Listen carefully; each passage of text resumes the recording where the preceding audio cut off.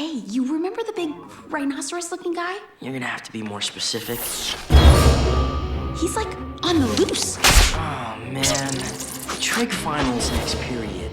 10 minutes there, kick the rhino guy in the ding-ding, and 10 minutes to get back. You can do that with your mask on backwards. Go!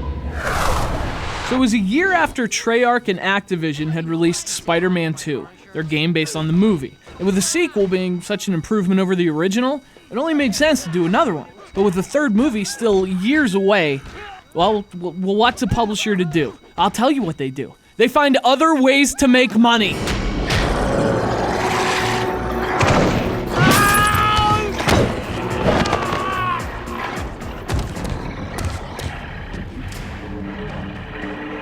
Nice mess.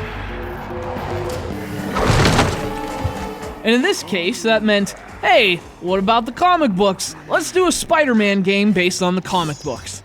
Pretty good move, actually, because in the world of video games, a game based on a comic book should always fare better than a game based on a movie. These are basic laws at work here. And I mean, one of the flaws with Spider-Man 2 was that the game had absolutely no artistic style whatsoever. So Ultimate Spider-Man, this was killing several birds with one game. It's a pretty lethal fucking game. Wet cement, big crazy guy, wrecking ball. This gives me an idea. So obviously, this game's based on the Ultimate Spider-Man comics. In fact, it was actually created with help from the comics creators. They came up with the character designs and the story. Yes, Ultimate Spider-Man has an original story, set in the Ultimate Spider-Man universe. For fans of the comic, that's pretty awesome. By telling an authentic story set in this authentically comic book world, this really is authentic Ultimate Spider-Man. It's just a shame it's not an authentically better video game. Now don't get me wrong, there's a lot of stuff this game does well, but earlier this week actually, I reviewed Spider-Man 2, and when you play this game right after that one, well, you get a much clearer picture of what Ultimate Spider-Man really is. This is just Spider-Man 2 with better presentation and more style. So beneath the cool graphics and fun story, still the same shallow gameplay that made Spider-Man 2 boring after 20 minutes.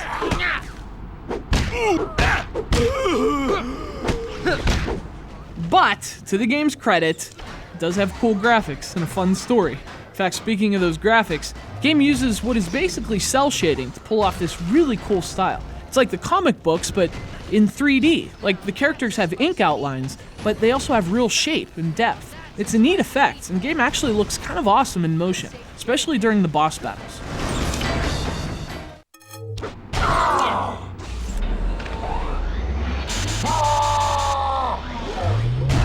But as you might have noticed there, even though the game looks great, it can be hard to actually see it. Which is to say, Ultimate Spider-Man has an absolutely infuriating camera. Honestly, there are times when you seriously can't see what's going on. It's just awful. And even though part of it's just, 2005, it's also because of Spider-Man's nimbleness. The game's new combat system has you bouncing off walls like a pinball, which is fun, but again, the camera really has a hard time keeping up. And the lock-on seems a bit off. When you're swinging around the city, sometimes the camera has no idea what's going on.